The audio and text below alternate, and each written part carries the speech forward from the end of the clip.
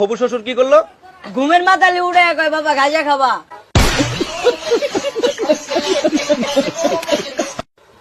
তুমি কি করো? ভিক্ষা করি। ভিক্ষা করো। এই ভিক্ষা করার টাকা তোমার বাবা কি করে?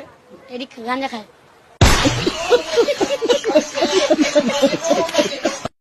তোমার ভিক্ষা করার টাকা দিয়ে তোমার বাবা কি করে? গাঁজা খায়। আগে খায় তখন খায় না, নিজে ইস্কা চালায় নিজে খায়। মানে নিজে আবার নিজের টাকা দিয়ে গাঞ্জা খায়। হ্যাঁ। মানে গাঞ্জা খাওয়া বন্ধ নাই, না গাঞ্জা খাওয়া বন্ধ নাই।